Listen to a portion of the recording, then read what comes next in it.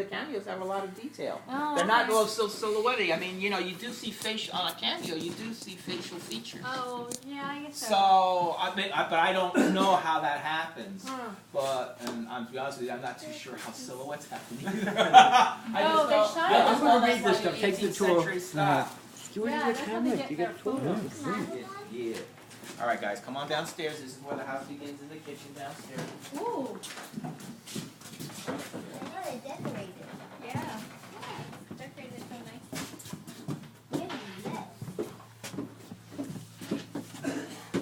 nice. This is an official tour of the Onderdonk House in Ridgewood, on the border of Queens and Brooklyn. Well, come closer to the hearth because there's a baker's oven built into the side of it. You can't see unless you're right in front of it. Yeah. Wow. Whoa. What? Cool. There's a baker's oven. There's an oven built inside the fireplace that you can't see unless you're right in front of it. I don't know if you saw it unless you were right in front of it. There's a baker's oven built into the side of it. Look at that. Look at the bread. Is this where they would Look at the bread. I A mean, baker's that's out oven. over there. Well, actually, it would be a little bit farther away from the fire and stuff. Okay. All right. Well, welcome to the vendor and the Onderdonk House. This house is 305 years old. It's made out of field stones. The walls are 2 feet thick. This used to be a 100-acre farm. Now, the reason why we're in the basement is that when Europeans are coming over here to live, there are no houses and apartments ready for them, so they have to start living a little bit like the Native Americans. And in the wintertime, Native Americans would live in basement dwellings with roofs over them. Because once you go 12 inches below ground level, it does not get colder than 32 degrees down here.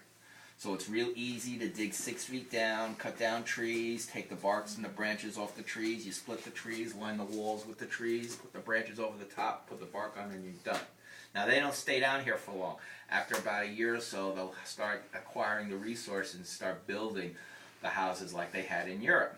Okay. Now, this house has 4 fireplaces. And a room-warming fireplace is not that unique, but this one is. Because this is one that you cook in, and it's called a hearth. It's roughly twice the size of a room-warming fireplace. It's designed for you to walk into it. When you see the room-warming fireplaces upstairs, you see you don't really do that. The only access you have to it is to poke around the logs for the fire, to tend the fire. And that's the other difference of a hearth, too, is that there actually wouldn't be a fire going on here. Oh. What the lights you're seeing down there, what they're simulating are hot coals. Oh. That's how a hearth works, is cooking over hot coals. The expression burners that we have on our stoves come from the piles of hot coals that would be throughout the hearth. And you have to think about it. When you see all these pots and pans with food cooking in the hearth, if you have a roaring fire here, you couldn't deal with anything else that's going on down here. So it's always hot coals. It's like barbecuing with charcoal briquettes. You don't cook while the fire's going. You wait till it goes down to hot coals, you burn over that, you cook over that. It's the same principle here. Now the pots and pans, and there's a little shovel over there, they take piles of hot coals and they put it in the baker's oven, and that's how the baker's oven works. Okay. Now, the pots and pans, they're very similar to the ones you have. They're mostly made out of cast iron here. They did use did use some copper, like you see down in that pot down there, and some brass. And most of these items have legs. These pots have legs. The skillet with the eggs on it has legs. The Dutch oven in the corner does not. And it's put on this 3-legged contraption called a trivet. Or if it doesn't have legs, it gets hung from the crane. You can't have anything touching the hot coals. Oxygen always has to be there. If the pot and the hot coals are touching, 2 things are going to happen. The food's going to get too hot and it's going to burn, and it's going to put out the hot coals. Right. So oxygen is always the key. Now I want you guys to take a look around this kitchen. This is a very well stocked 18th century kitchen. It's got pretty much everything you would want to have in the kitchen.